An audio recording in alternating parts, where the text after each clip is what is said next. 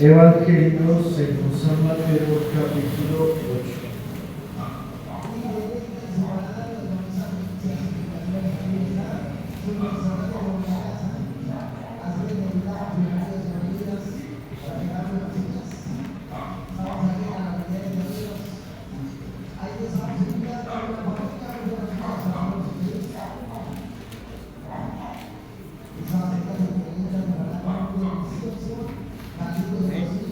Amén.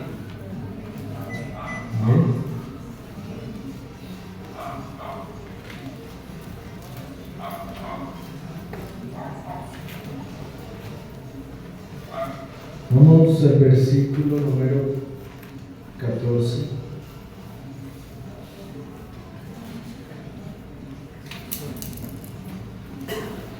Evangelio según San Mateo, capítulo 8, verso 14. Leemos todos juntos del verso 14 al verso 17. A la cuenta de 3.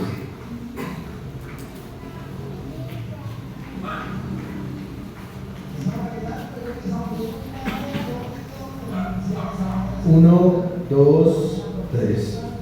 Vino Jesús a casa de Pedro y vio a la suegra de éste postrada en cama, con fiebre, y tocó su mano, y la fiebre la dejó, y ella se levantó y le servía. Y cuando llegó la noche, trajeron a él muchos endemoniados, y con la palabra echó fuera a los demonios, y sanó a todos los enfermos, para que se cumpliese lo dicho por el profeta Isaías, cuando dijo: Él mismo tomó nuestras enfermedades y llevó nuestras dolencias. Amén. Vamos a orar. Padre, en el nombre de Jesús, le damos gracias, Señor, por tu palabra. Te rogamos, Señor, por favor, nos seas propicio y nos hables a través de ella. Conforme a tu gracia y propósito, por favor, edifícanos según tu verdad, para que aprendamos a caminar en obediencia a ti, Señor. Por eso nos encomendamos en tu mano y rogamos nos seas propicio a través de la exposición de tu palabra. En ti nos ponemos, Padre, con acciones de gracias, por medio de Jesucristo, nuestro Señor. Amén y amén. Bien, el título de esta enseñanza es Formando discípulos para la obra del Evangelio. Esperamos responder qué está enseñando el Señor a los que ha llamado por medio de este texto.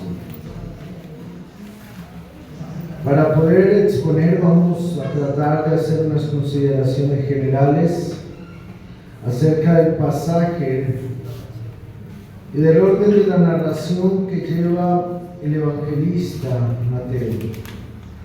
Recordemos, este es el evangelio principalmente enfocado a los judíos, y hace poco el Señor bajaba del monte de dar su sermón, un sermón muy conocido especialmente por las bienaventuranzas.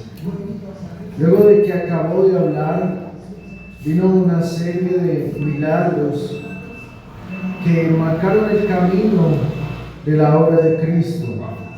Pero esa serie estaba rodeada especialmente por personas que estaban lejos de la comunidad judía, o por lo menos lejos en el sentido social, de manera que podemos ver en el primer caso un leproso alguien rechazado por la comunidad que no podía participar de la comunión y de la oración a Dios. Luego vemos a un centurión romano que, por ser gentil, evidentemente era considerado enemigo de la fe, pero además por ser siervo de Roma era considerado enemigo de la nación de Israel. Como tercero encontramos a una mujer, la suegra de Pedro. Sabemos que para los judíos era deshonroso hablar en público con una mujer. Nos habla el contexto que los judíos varones rechazaban, o más bien se distanciaban de las mujeres, porque no estaba bien siquiera verlos hablando con ellas.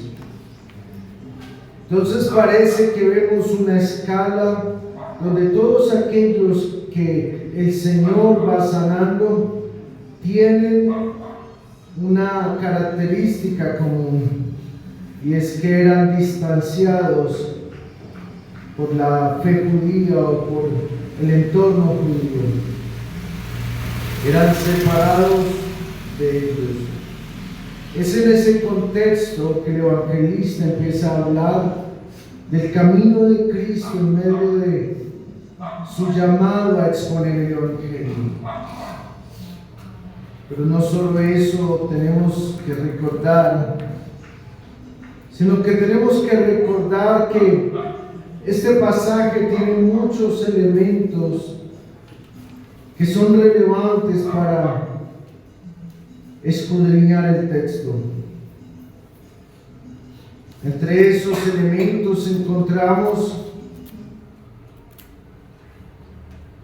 que el evangelista, sin saberlo, estaba desmintiendo muchas de las herejías hoy católico-romanas, entre ellas el celibato.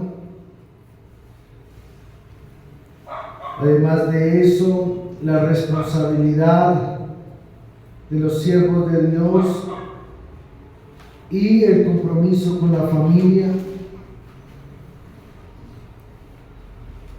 Además de eso, asuntos relacionados con la labor de Pedro. Pero no solo hace eso el texto. El texto también nos habla, por lo menos en el contexto judío, acerca de la importancia de la familia, de la importancia de los cuidados de aquellas personas que están a cargo de nosotros. Nos habla de que el Señor Jesucristo no dejó de lado el contexto de aquellos que Él llamaba. Pero también, dentro de las consideraciones a tener en cuenta, una consideración que quizás no ha sido puesta sobre la mesa, es que Pedro había cambiado su oficio. Pues sabemos, él era pescador, pero luego de ser pescador fue llamado a ser discípulo de Cristo. Y entendemos que era una persona de avanzada edad, por lo menos no era un joven, porque ya tenía esposa. Pero además de eso entendemos que en ese contexto, esa labor no era manejada así. En el contexto judío, los judíos preparaban en escuelas a sus hijos de los 5 a los 10 años. Aquellos que veían con capacidades los seguían formando, a los otros los enviaban a continuar con labores familiares, es decir, a continuar con el negocio de la familia. Aquellos que habían sido seleccionados para continuar en el estudio de las Escrituras caminaban así hasta los 17 años aproximadamente. A esa edad estos empezaban a buscar un maestro al cual seguir. Ellos debían buscar un maestro, y el maestro era el que decidía si lo recibía ¿o no? Sí, pero estos lo buscaban. Pero vemos que en el contexto, por lo menos del Evangelio, no fue así. Todos estos hombres que son llamados para ser discípulos no fueron escogidos entre aquellos capaces para asumir las cargas de la fe. Estos fueron escogidos llevando ya una familia y teniendo ya una labor por desarrollar. Estos en ese llamado eran considerados, como lo cita el libro de los Hechos, como personas sin letras del vulgo.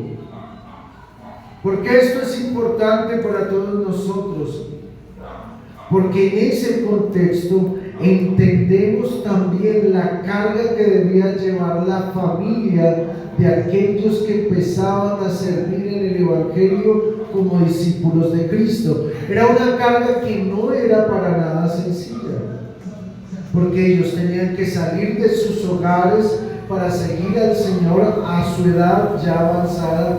Y me refiero a avanzada no porque fueran viejos, me refiero a avanzada porque habían pasado ya el proceso que nosotros que habían sido formados en el judaísmo debían pasar. Entonces ya era una edad avanzada por causa de que estaban fuera del proceso. Y eso de que estaban fuera del proceso era que no eran reconocidos dentro de la sociedad o cultura judía como personas capaces o doctas para la enseñanza. Y eso, podemos imaginar, no era un asunto sencillo en medio de las familias.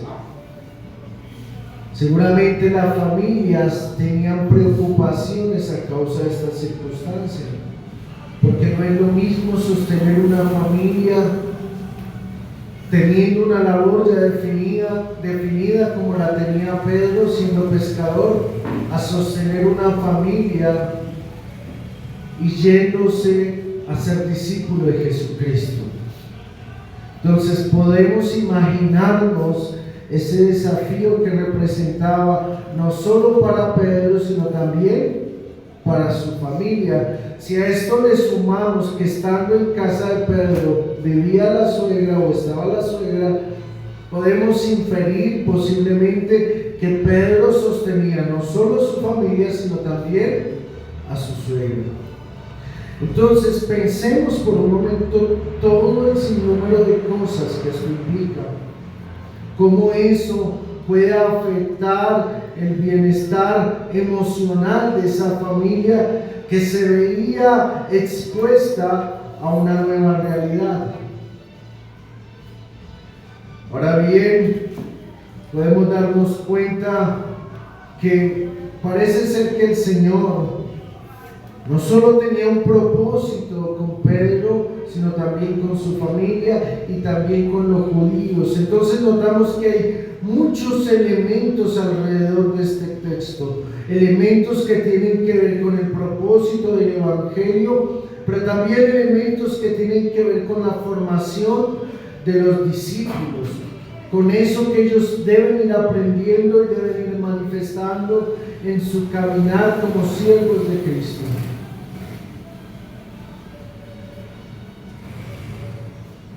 Entonces, al considerar esto que vamos a hablar, nos vemos en la necesidad de darnos cuenta cómo todos estos elementos se conjugan para edificarnos y especialmente edificar a los discípulos y las personas que estaban alrededor en medio de la revelación de Cristo como Mesías.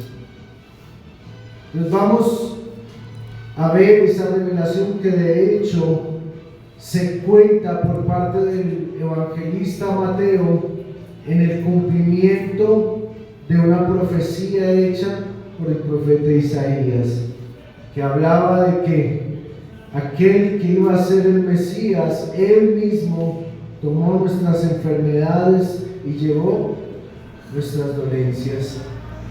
Pero veamos entonces lo que el Señor está enseñando a aquellos que le rodean, empezando primeramente por los judíos. ¿Qué estaba enseñando el Señor a los judíos? Lo primero, que no era sencillo, que de hecho era difícil, es que los primeros llamados por parte del reino de los cielos a través del Evangelio eran aquellos que habían sido tenidos en poco por parte de la sociedad judía. Aquellos que habían sido tenidos en poco por parte de la sociedad judía. Y lo sabemos porque en la secuencia hasta ahora nos damos cuenta que todos los que han recibido la gracia del Señor eran personas separadas de la sociedad judía, especialmente de los varones judíos. Pero no solo hace referencia a esto, hace referencia también al hecho de que el Señor quiso llamar a todos, pero muchos no quisieron atender ese llamado. Y eso es lo mismo que el Señor ilustra en el Evangelio de Lucas, hablando de la parábola de la gran cena. Y recordamos en esa parábola cómo un hombre hizo una gran cena y convidó a muchos. Y a la hora de la cena envió a su siervo a decir a los convidados: venid, que ya todo está preparado. Y todos a una comenzaron a excusarse. El primero dijo: he comprado una hacienda y necesito ir a verla, te ruego que me excuses. Otro dijo: he comprado 5 yuntas de bueyes y voy a prepararlos, te ruego que me excuses. Y otro dijo: acabo de casarme y por tanto no puedo ir. Vuelto el siervo hizo saber estas cosas a su señor.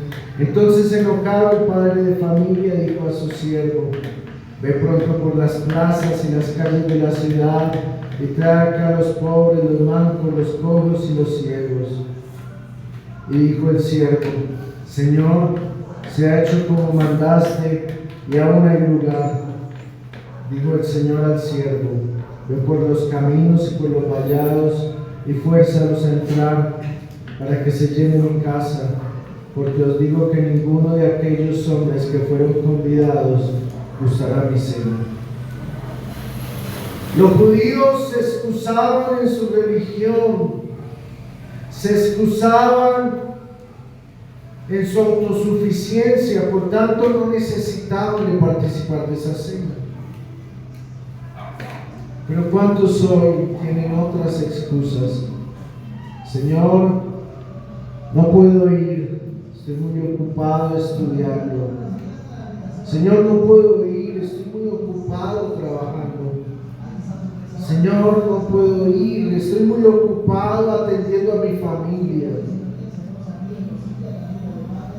Parece que estas son excusas similares que se presentan ante el llamado del Señor.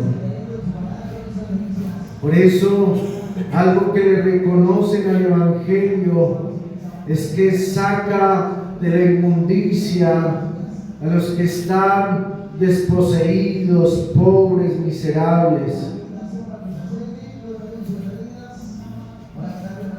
Pero con aquellos que aparentemente están bien, con aquellos que aparentemente tienen todo, con aquellos que aparentemente están cómodos en su estilo de vida, pues pareciera que no necesitan participar de esa obra del Evangelio. Los judíos tenían que aprender que si ellos no querían, el Señor iba a llamar a aquellos que estos despreciaron. No sé si de pronto usted le ha pasado, pero una persona en la calle, descuidada, quizás destruida, deshecha, pero a veces una persona así es más fácil que llegue al Evangelio que aquel que trabaja, que estudia, que se esfuerza. Es una paradoja que está allí en el llamado del reino de los cielos, donde aquellos que teniendo la oportunidad lo rechazan, pero aquellos que no tienen nada ven en Él su única esperanza. Es lo mismo que cita el Evangelio de Mateo más adelante diciendo: ¿a qué compararé esta generación? Es semejante a los muchachos que se sientan en las plazas y dan voces a sus compañeros diciendo: os tocamos flauta y no bailasteis, os endechamos y no lamentasteis, porque vino Juan que ni comía ni bebía y dicen: demonio tiene. Vino el Hijo del Hombre que come y bebe y dicen: he aquí un hombre comilón y bebedor de vino, amigo de publicanos y de pecadores. Pero la sabiduría es justificada por sus hijos. Muchos son llamados por el Evangelio y aunque les parece bien lo que se dice, no quieren responder a Él, no quieren entregar su vida a Él. Eso pasó con muchos judíos. ¿Pero qué más podían aprender?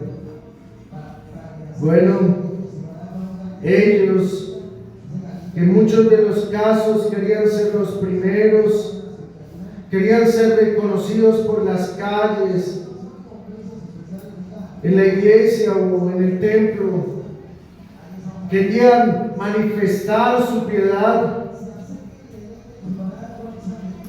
Estos, al rechazar el reino, no entendieron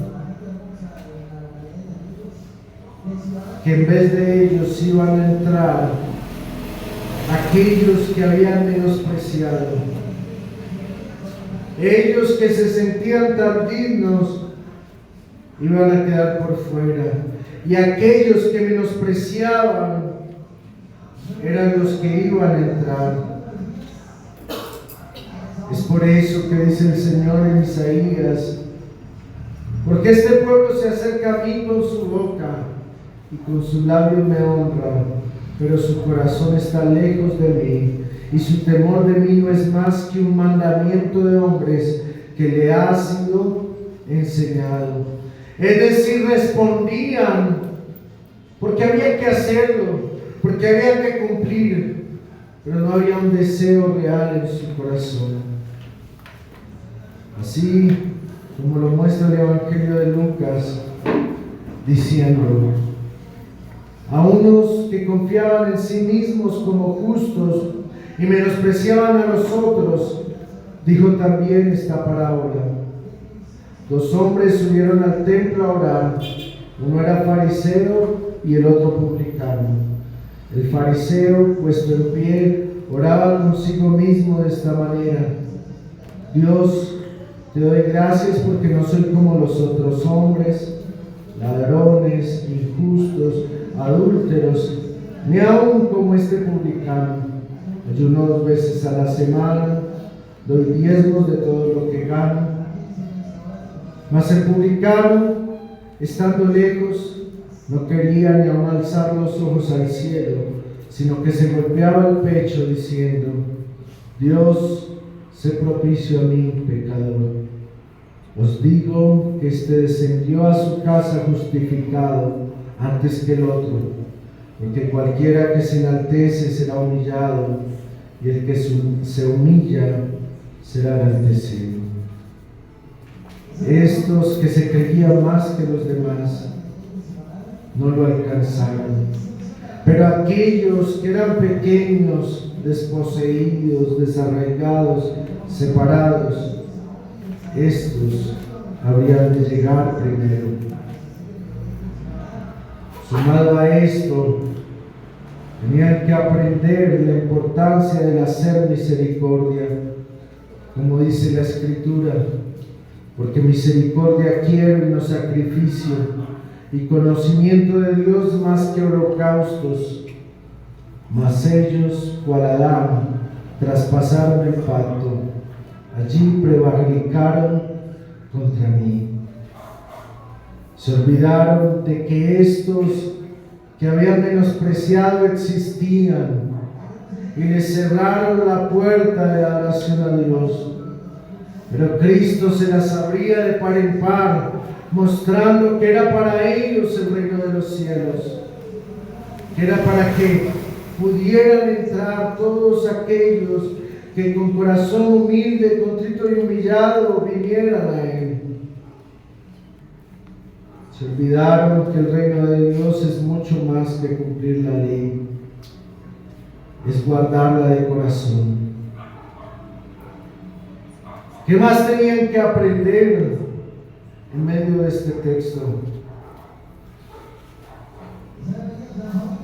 Que Dios había preparado todas estas cosas para que ellos se dieran cuenta que Él era el Mesías. Es lo que cita el versículo número 17, para que se cumpliese lo dicho por el profeta Isaías. Si acaso había duda en quién era Jesucristo, si acaso había alguna inquietud con respecto a su labor o a lo que representaba, Mateo el evangelista aclara: esto sucedió para cumplir lo dicho por el profeta. Quizás la ceguera de muchos les impedirá ver la obra de Cristo, pero siempre habrá alguien que manifieste: esto es de Dios.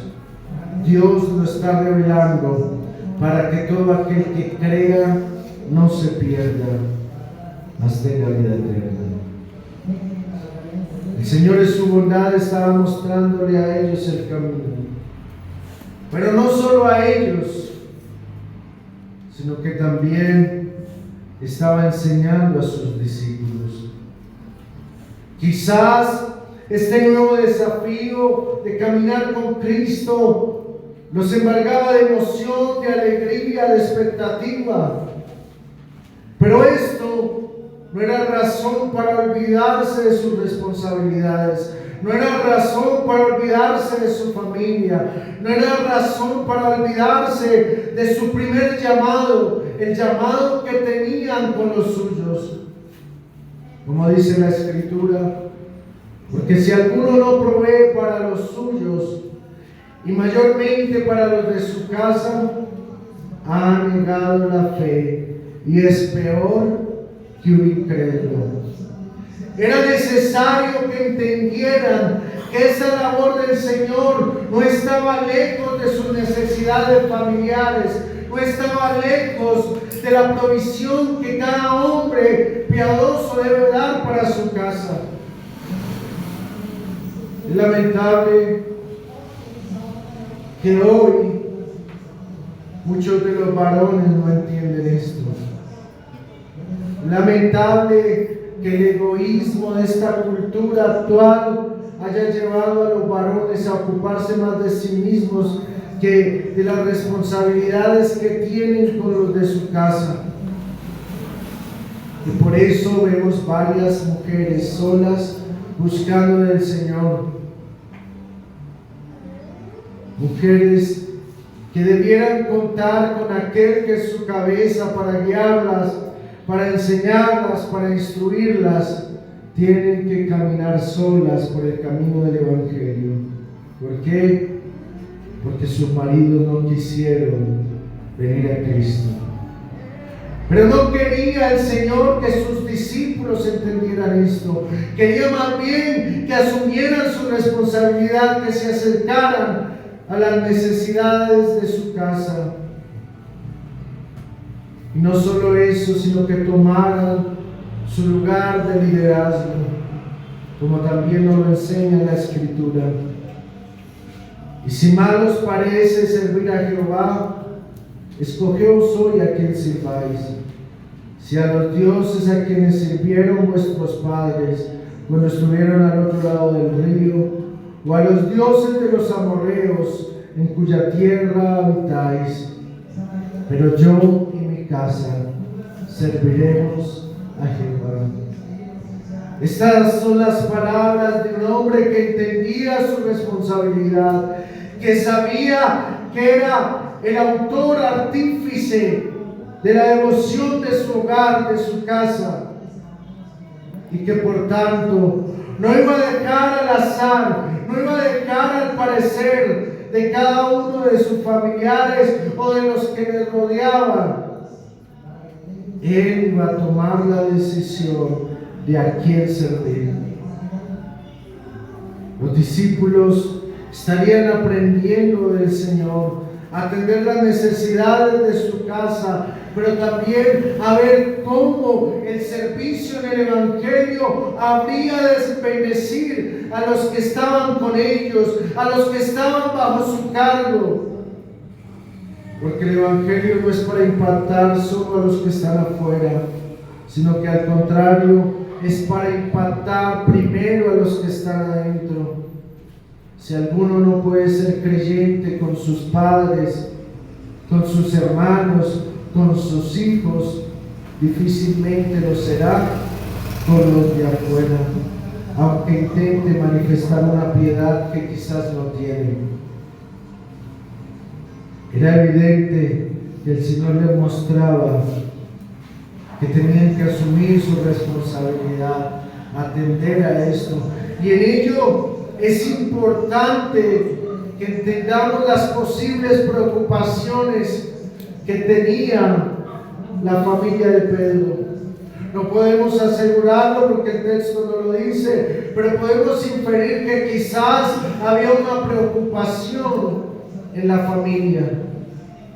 ¿De qué vamos a vivir? ¿Cuándo vamos a contar con Pedro? ¿De qué manera nos va a asistir?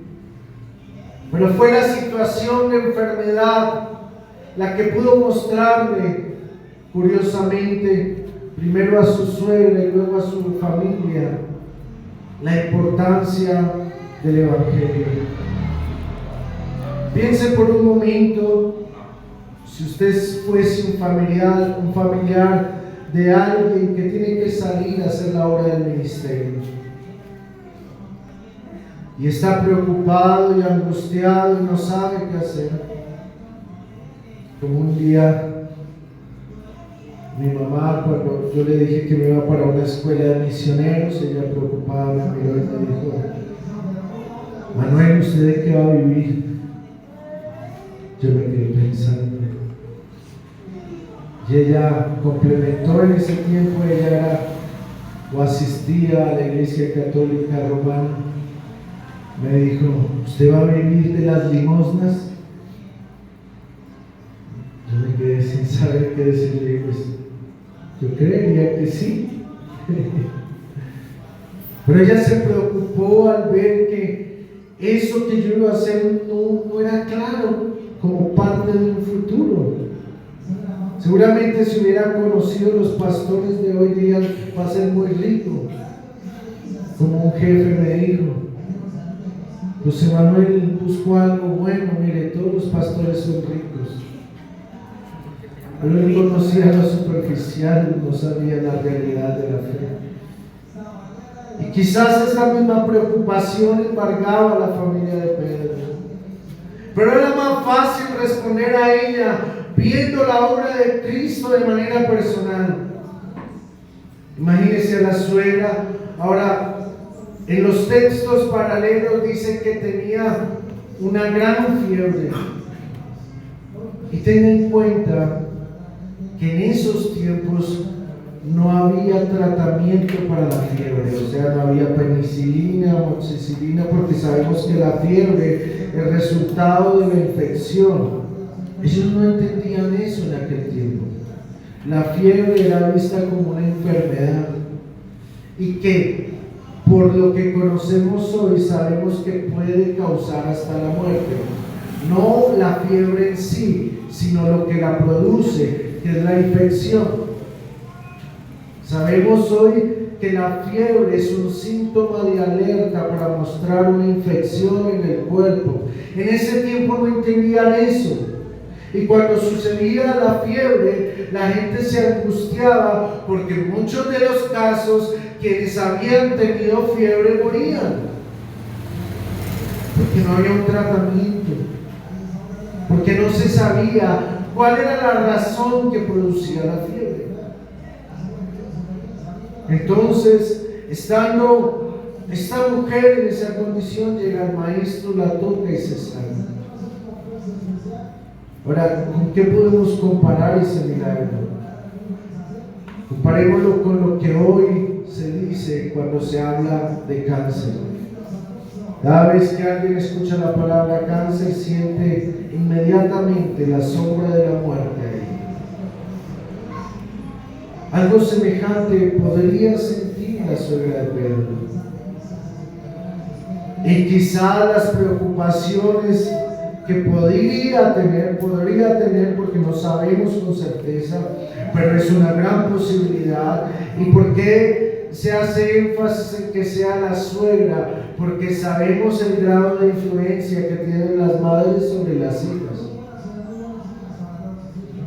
El hecho de que sea la suegra quien sufre nos asegura que al recibir el milagro va a ser la primera defensora de la obra del apóstol Pedro en el Evangelio. Y eso va a contribuir y ayudar al bienestar de la familia. Quizás nadie lo pensó así, pero está ahí. El ver el milagro le habría de enseñar a su suegra la necesidad de que él se dedicara al Evangelio. ¿Por qué? Porque no era la única que estaba enferma. Seguramente alrededor había muchos. Y para ella, desde su experiencia personal ahora con Cristo, podía ver la importancia de que él, su yerno, hiciera esta labor. Tiene que ir, porque hay muchos necesitados. Hay muchos que requieren de la obra de Cristo. Sus discípulos podían ver este obrar y podían recibir el respaldo del Señor Jesucristo en medio de sus quehaceres. En medio de ese ausentarse para poder extender el Evangelio. Entendían que la fe debe iniciar en casa. Debe nacer primariamente en aquellos que están alrededor nuestro.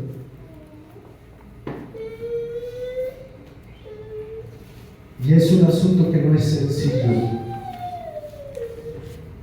porque las personas que tenemos familiares no creyentes sabemos lo difícil que es.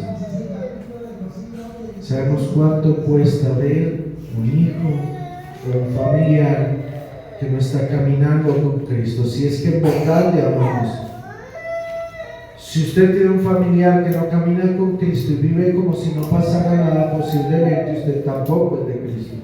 Arrepiéntase. Pero si usted ve a su familiar y se angustia y siente dolor y siente pena porque se va a perder, entonces puede entender lo que significa la obra de Cristo en la familia. Y además puede entender la importancia de usted ser un verdadero creyente en su casa. Pero aquellos que viven como si nada, que ven a sus familiares en su perdición, en su indiferencia al Señor y siguen como si nada, posiblemente es que no son de Cristo. Porque no podemos ser de Cristo y no amar a las personas que se supone deberíamos amar más en esta vida, que es aquellos a quienes tenemos a nuestro alrededor, sean nuestros hijos, sean nuestra pareja, sean nuestros padres.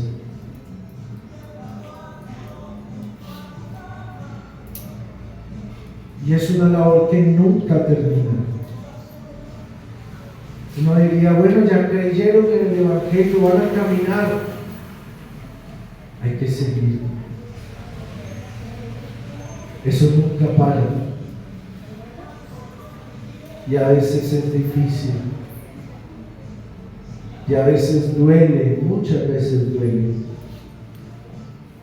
Y a veces quisiera uno soltarlos y pensar, ya hagan lo que quieran.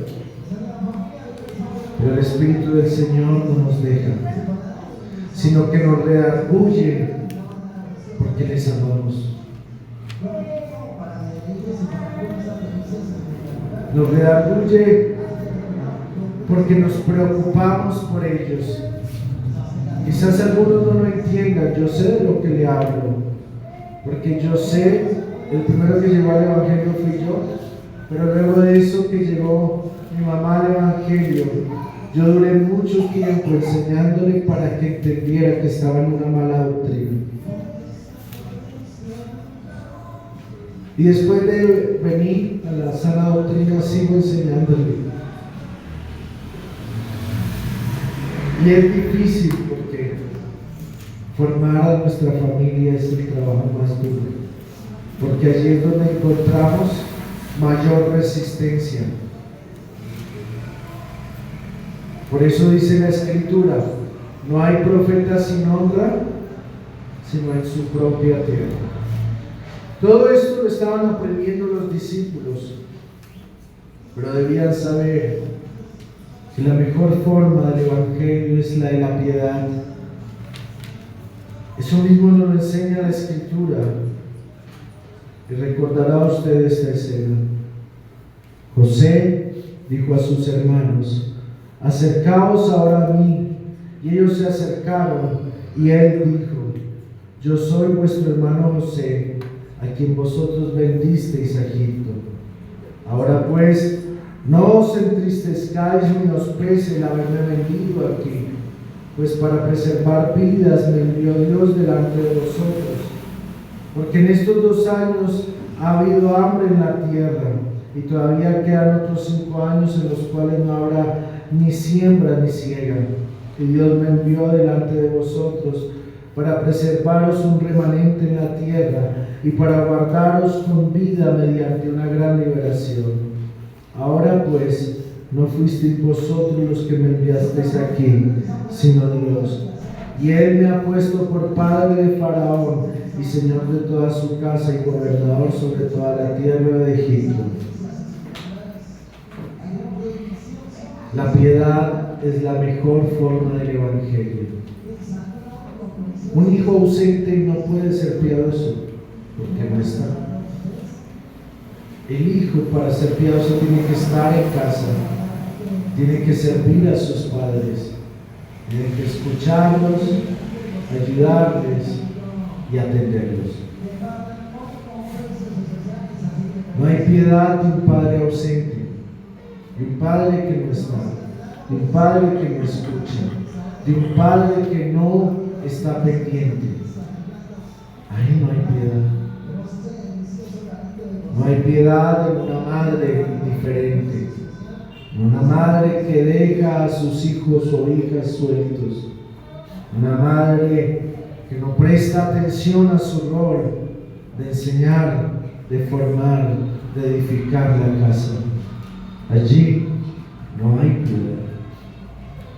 Pero si alguno en verdad es temeroso de Dios, se esforzará para que la piedad florezca en su hogar, para que la piedad sea el cimiento de su casa. Y eso no se hace solo con oración, no se hace solo con estudio bíblico, no se hace solo enseñando a sus hijos. También se tiene que hacer modelando lo que Cristo quiere que hagamos.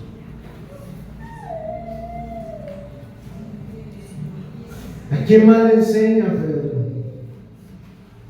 El Señor, como lo mencioné anteriormente, le está enseñando a la familia. Le está enseñando el valor de la obra del ministerio, como dice la Escritura.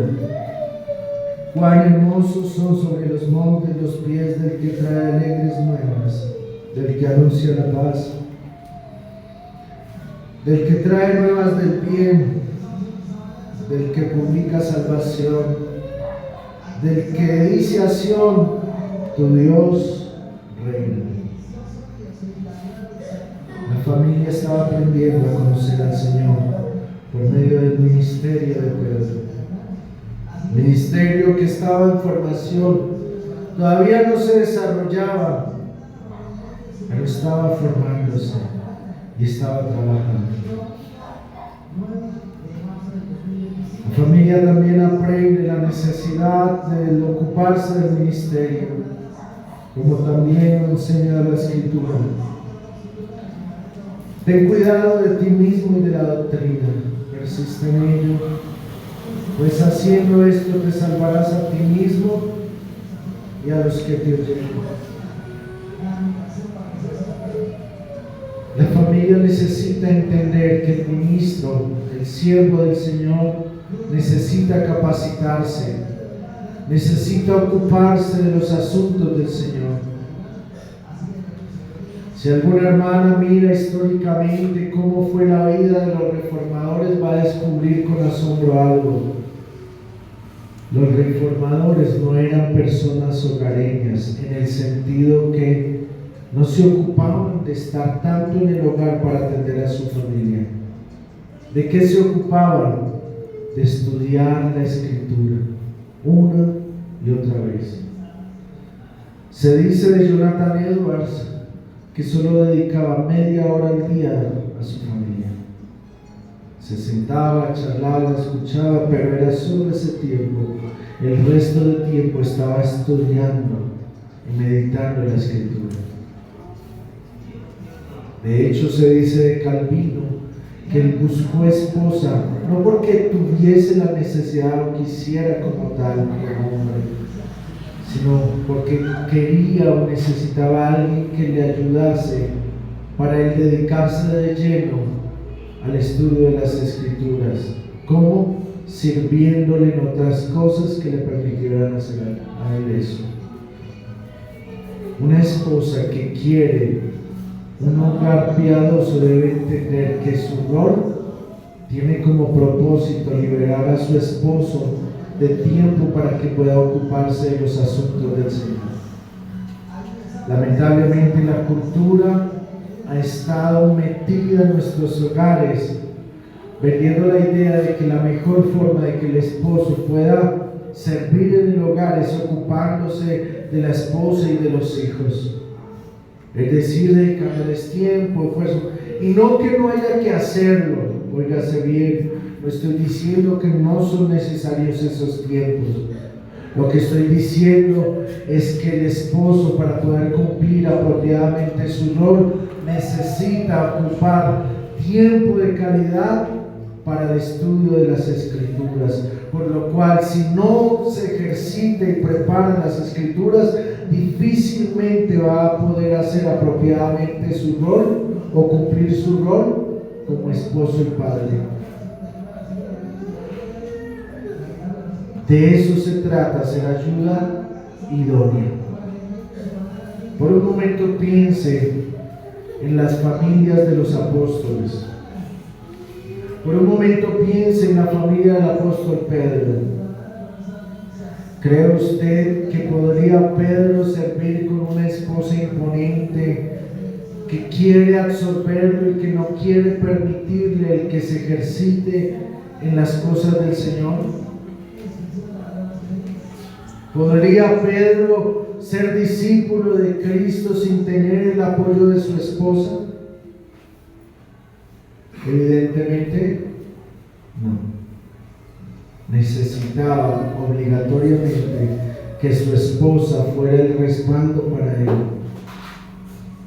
Porque, ¿qué iba a pasar de la familia de Pedro mientras Pedro estaba encarcelado?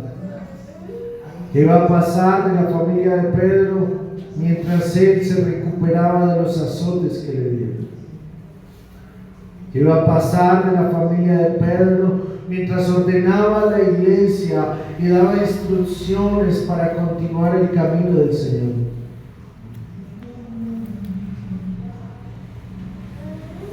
Parte del rol de la mujer tiene que ver con apoyar esta labor, en la cual el hombre debe entregar su vida. Y en este pasaje se ve claramente, se ve cómo es que Cristo puede desarrollar su labor en libertad, pero ¿cómo se espera que Pedro también pueda desarrollar esa labor? Imagínense el Espíritu Santo hablándole a Pedro que tiene que ir con los hombres que le llaman, y la esposa diciéndole: no, pero ya va a coger la calle, pero ya va a irse, pero mire cómo están los niños, ayuda a lavar la loza. Imagínense a Pedro diciéndole al Señor: Señor, no puedo, mi esposa me requiere en casa para que lave los platos, para que le ayude a enseñar a los hijos. ¿Cierto que no es coherente con el Evangelio? No es coherente con lo que vemos en la Escritura. Si usted, esposa, ama a su esposo, esfuércese porque él tenga el tiempo suficiente para prepararse. Porque ni a usted ni a él le sirve un neófito, ni a usted ni a él le sirve un indocto en la Escritura, ni a sus hijos. Anímenlo, estimúlenlo, ayúdenlo, empújelo si es necesario, pero permita que él crezca para que pueda ser un instrumento útil. ¿Qué deben hacer los hombres, los jóvenes? Prepararse. Pero no en lo secular, porque ya hay mucho que está en lo secular. Pero en el Evangelio hay muy pocos. ¿Sabe? Si usted mira a los jóvenes de hoy, la mayoría soñará con ser excelentes profesionales, pero pocos dirán: mi deseo es ser siervo de Cristo. Ni les interesa, ni les pasa por la cabeza. Siervo de Cristo, ¿no? Que no sea un profesional, que tenga buenos fondos, que pueda tener comodidad, y por eso se esfuerzan y se matan, trabajan, estudian y hacen todo por eso. Pero el Evangelio no es rentable, no es viable como profesión ni como vida. Por eso hay crisis de ministros, hay crisis mundial de ministros, porque los jóvenes actuales no quieren la obra del ministerio. La familia de Pedro estaba entendiendo la necesidad de ocuparse del ministerio, la necesidad de que hubiese alguien que transmitiese este mensaje. La familia de Pedro estaba entendiendo que ellos no eran los únicos necesitados a través de esta situación de la suegra. Sabían seguramente que habían otros, no solo con fiebre, no solo endemoniados, no solo necesitados de la gracia. Habían otros que también debían ser ayudados por medio del servicio ministerial. De ahí, hermanos, la importancia del matrimonio. El matrimonio es valioso en la mano del Señor en la medida que contribuye a la obra del Evangelio. Quizás la mujer no puede hacer todo lo que quisiera en la obra del Evangelio, pero su mejor aporte, el aporte que Dios le demanda, es darle a su esposo bien y no mal. ¿Para qué? Para que él pueda hacer la labor que el Señor le ha encomendado. Porque si no, está poniendo carga sobre carga. Carga sobre carga. Creemos que, según el texto, podemos inferir que la familia entendió la importancia de la obra del ministerio. Y creemos que los matrimonios cristianos, es decir, donde hombre y mujer son creyentes, lo deben entender. Un esposo o una esposa que no entiende esto, difícilmente van a ser instrumentos de bendición para la obra de Cristo.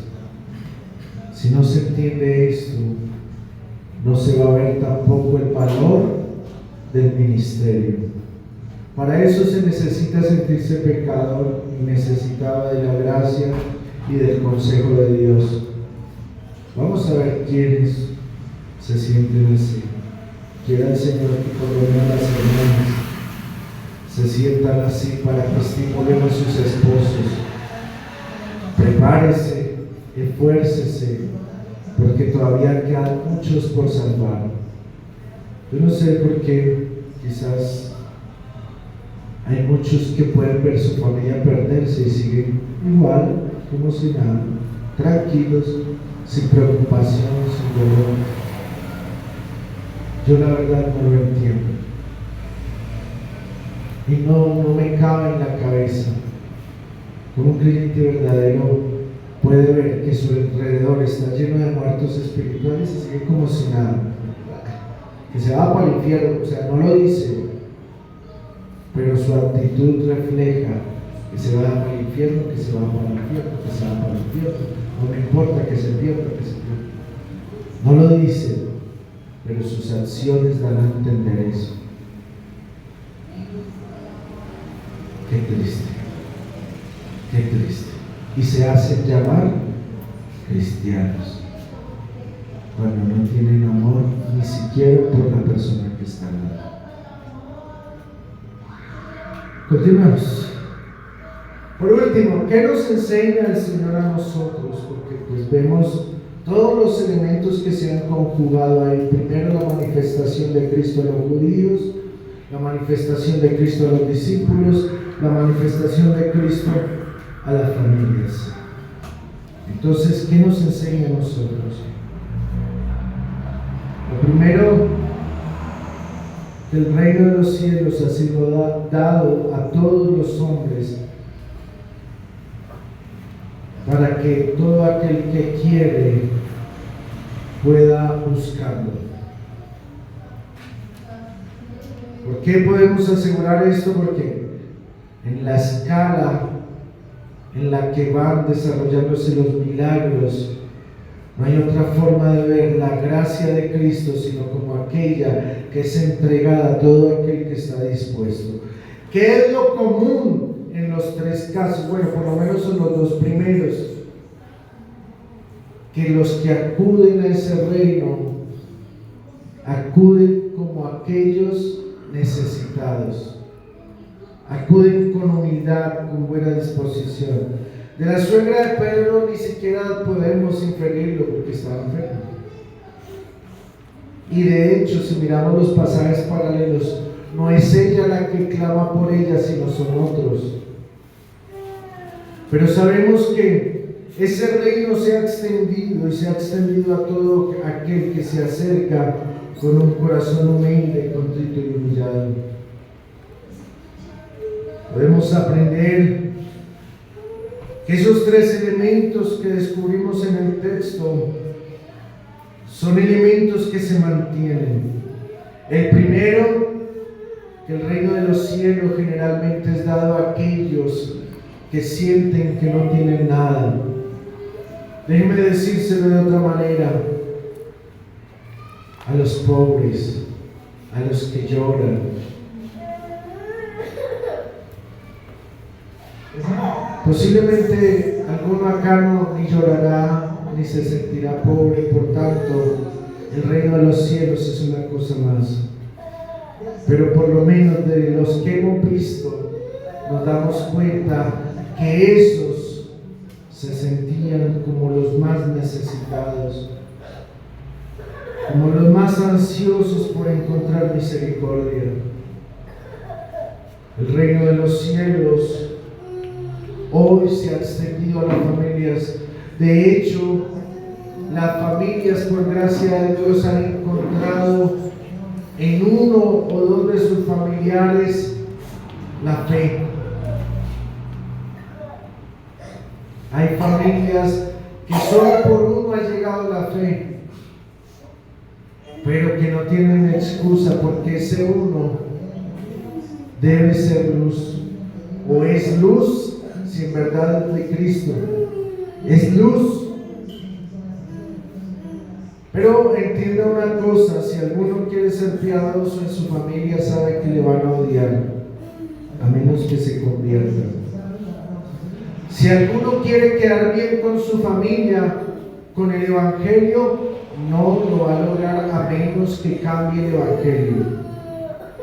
Porque el Evangelio confronta para llamar al pecador a que se arrepienta. Pero si alguno no quiere verse mal, pues no lo haga, pero tampoco es evangélico. Si alguno no quiere hacer sentir mal a sus familiares, no puede ser siervo de Cristo. ¿Por qué? Porque Cristo naturalmente divide. Bueno, esas son las palabras de Cristo, no son las mías. Porque alguno podría incomodarse al escuchar, pastor, pero ¿cómo así que Cristo divide las familias? Sí, eso dice el Señor. No vine para que tengan paz, sino para que peleen el hermano contra su hermano y así. Usted conoce el texto. Si alguno quiere, por medio del Evangelio, ganar a su familiar, pues debe saber que tiene que incomodarlo y disponerlo, haciéndole ver que es pecador. Si no quiere incomodarlo, pues mejor no le predique fielmente. Pero sepa que usted está siendo parte de la muerte de esa persona, entregándolo al reino de las tinieblas, porque su silencio es cómplice con Satanás. Su silencio es cómplice con Satanás. ¿Por qué? Porque usted quiere ganar el favor de los hombres antes que el de Dios. No se puede así. Y vuelvo y le digo, por experiencia se lo digo. ¿Qué otro principio entendemos? Que los ministros del Evangelio necesitan la ayuda en ese contexto de su esposa y necesitan aprender la piedad en sus hogares. El ministro del Evangelio tiene que ser esforzado en enseñar con su vida y con la predicación de la Escritura a sus hijos y a su esposa, pero especialmente será su esposa la que pueda sostenerle para llevar la carga del Evangelio. Decía un predicador famoso: si estoy bien con mi esposa, que se venga Satanás y todo su reino contra mí, que me puedo sostener. Pero si estoy mal con mi esposa, cualquier cosa me va a hacer caer. ¿Qué significa ser ayuda? Según ese contexto del ministerio, la esposa es el soporte en el cual el esposo se apoya teniendo confianza y paz de que su familia no le va a faltar nada mientras él se ausente. Un esposo que se ausenta con temor es un esposo que tiene una carga muy grande.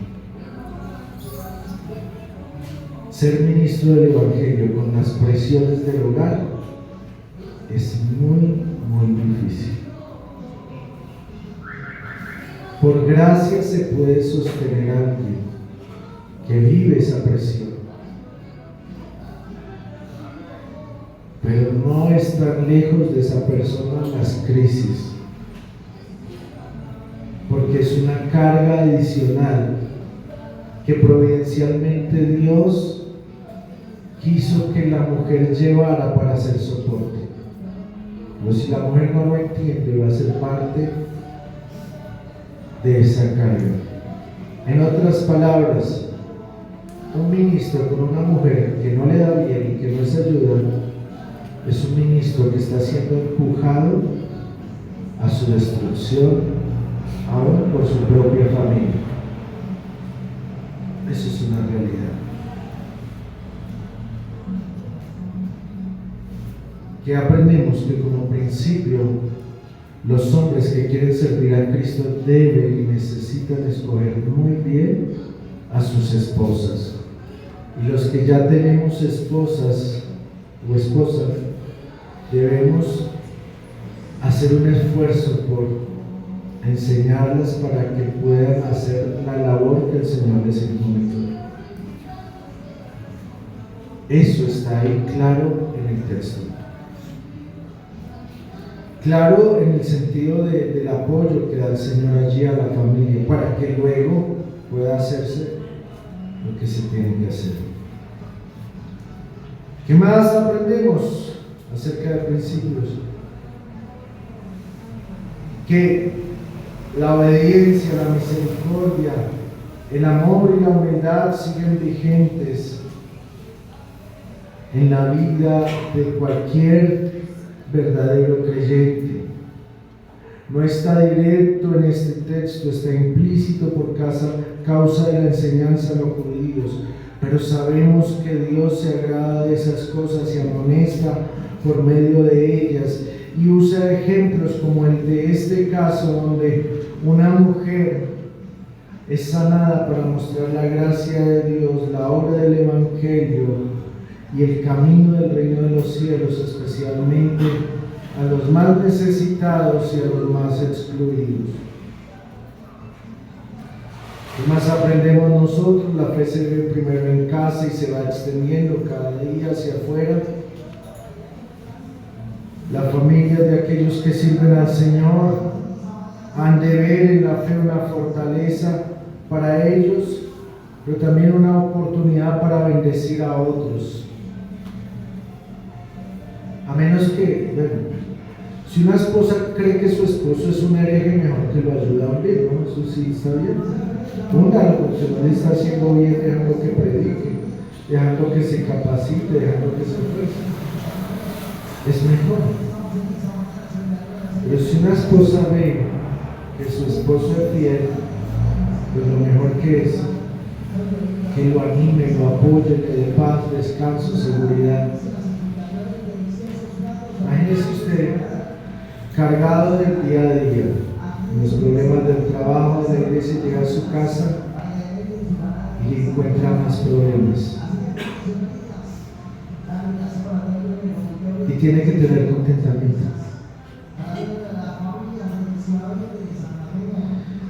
Bien. Quiera el Señor ayudarnos en todo esto. No es una tarea fácil. El texto parece sencillo, pero tiene mucho de fondo. Que el Señor nos ayude para poder comprender lo que quiere enseñar. Vamos a ver. Padre, en el nombre de Jesús, te damos gracias por tu palabra, gracias por la misericordia que tienes de nosotros al enseñarnos. Gracias por la obra que haces en medio de todo esto, porque sabemos nos eres propicio, nos ayudas y nos sostienes para que podamos seguir avanzando. Señor, nos ponemos en tu mano y rogamos confirmes lo que en verdad es de tu palabra. Rogamos que en verdad, Señor, asegures en nuestro corazón aquello que corresponde a ti y saques todo aquello que no es tuyo, para que sean tus palabras en verdad como martillo que quebranta la roca, para que sean tus palabras como espada que penetra hasta los tuétanos y hace lo que tiene que hacer según nuestra necesidad.